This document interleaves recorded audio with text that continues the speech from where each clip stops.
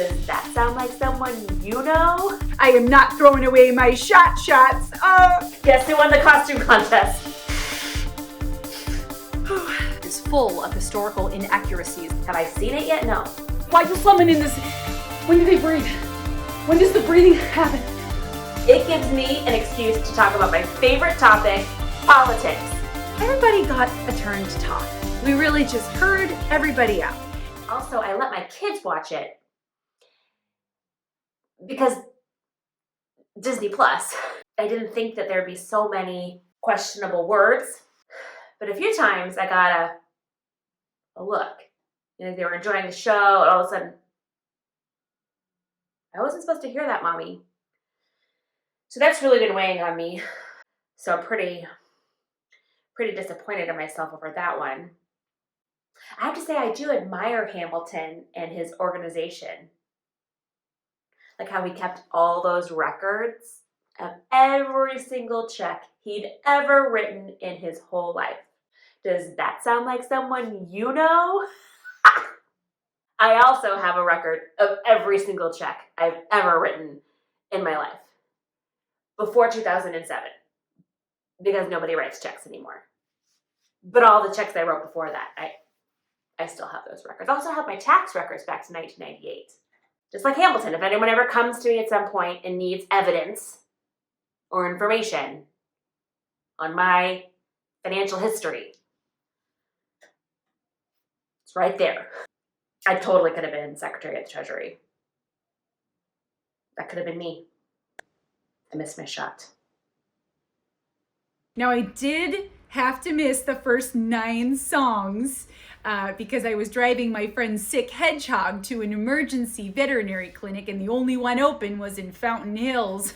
We had just like a small group of friends over, and I thought we could do some themed dishes just to make the night more special. I just whipped up a fun little cocktail menu catered to everybody's dietary preferences, obviously, and they were all signature cocktails named after the show. Brandy Alexander Hamilton, History is Happening in Manhattan, Long Island Iced Tea Party, I am not throwing away my shots. Carla brought taquitos from Costco. So that was neat. I also made every guest a face mask with the lower half of their favorite American Revolutionary figure's face on it. It took me about 35 hours on my sewing machine. Time well spent. I didn't get to actually see too much of the movie at the end of it all. I was busy taking photographs of my friends watching the movie so I could make them into scrapbooks that I could send out so we could all remember this wonderful night we had together. I don't need to be in the pictures. No, I can Photoshop myself in later. Denise tried to offer to do the dishes, and I was like, don't make me challenge you to a duel, Denise. I know how to duel now because of the movie. I watched the first showing at midnight Pacific Standard Time. Live tweet with the cast. It's the best experience of my life, next to actually seeing Hamilton live on Broadway. I've now watched it 12 times in a row. Barely a breath in between. I want to catch all the little nuances and details. So my third viewing this morning, I did a viewing party with my friends from college. Ahead of time, I had mailed them all charcuterie boards and bottles of liquor that would have been around during the Revolutionary War. So we all had our Revolutionary War charcuteries and beers, Sam Adams, and watched together at 9 a.m. It was a blast. Of course, everyone had to wear a costume.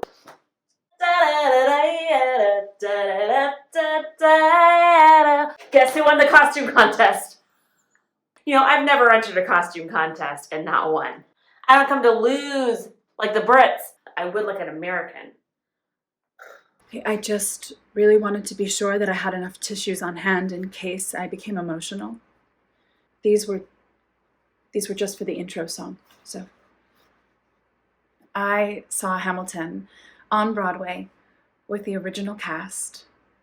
I did feel that I experienced my own kind of birthing that night as I watched the reenactment of the birthing of our nation. And now it's on Disney Plus and everybody's going to see it, which is wonderful because it's a really significant piece of art, obviously. But it does make me feel a little less special for having seen it, and so my response is conflicted. Watching the show was just like a zenith of passion and anger and love, and there was just so much beauty that I, at one point, became just physically nauseous.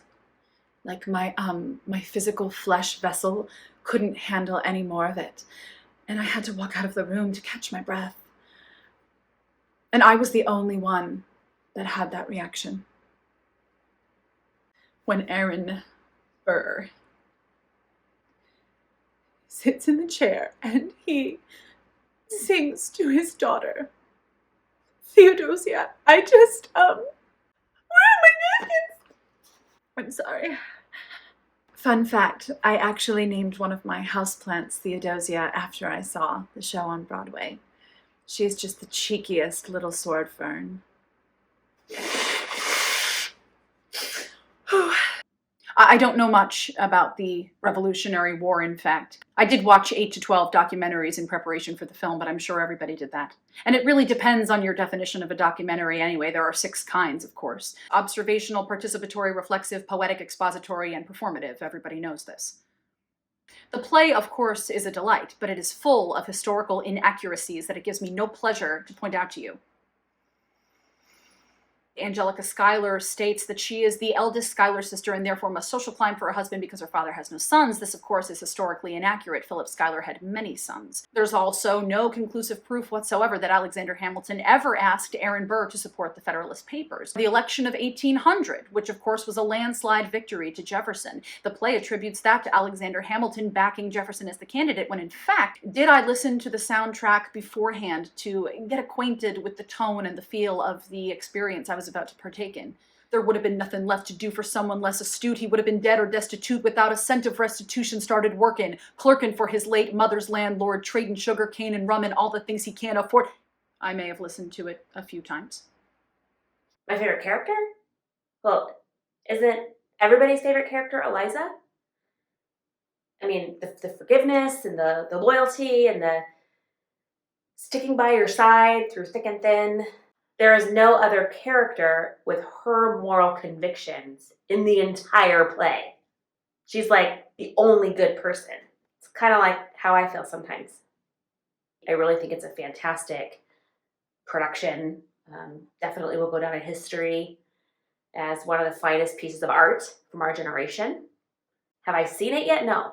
I have not seen it actually yet. They announced, as you know, a while ago that it was going to be in theaters in October of this year. After quarantine, they moved that up and put it on Disney+. But I had already promised my friend Sheila many months ago that I would see it with her in the theater.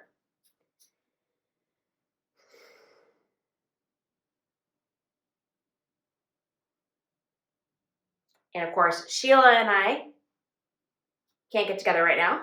No theaters are open. Unfortunately, Sheila does not have Disney+. So we can't even FaceTime and watch it. It's okay.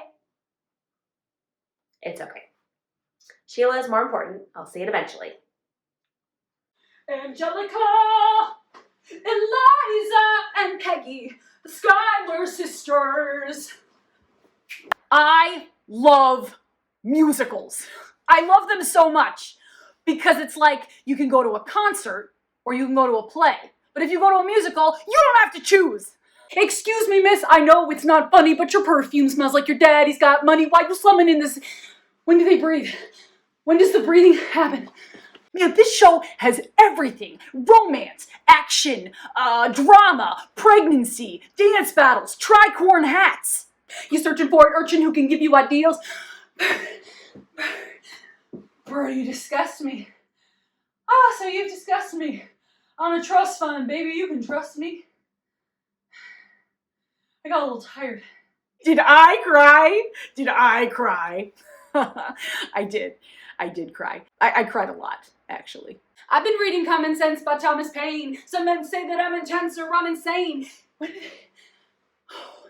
do they breathe?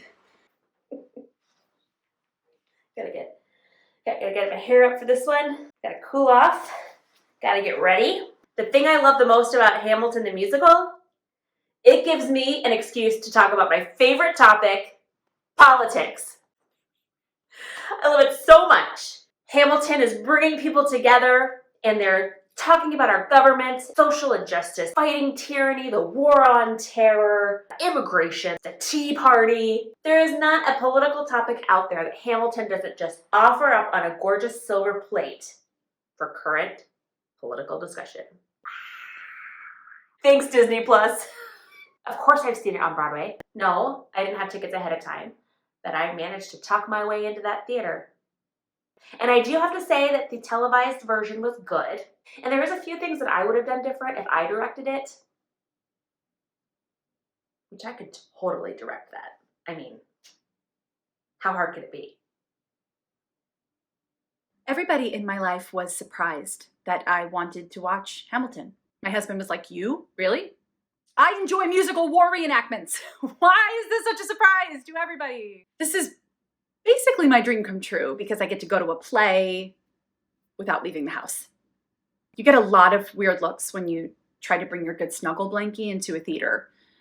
I know.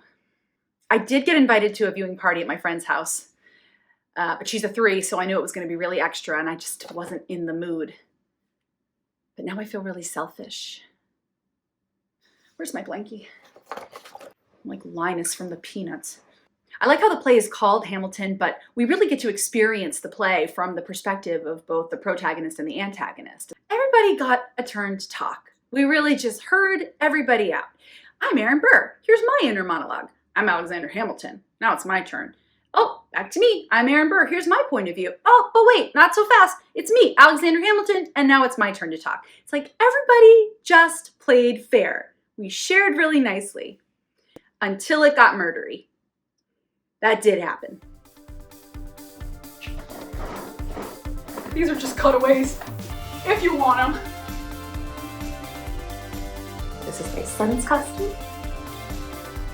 He's 9. This is called improvisation. I love musical historical war.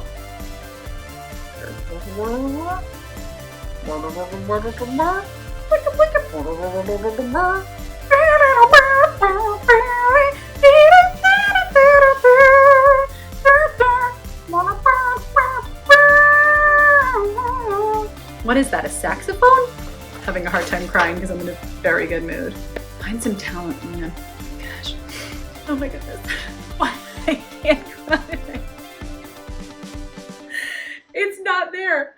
I'm a 4. I'm supposed to be able to do this in my sleep.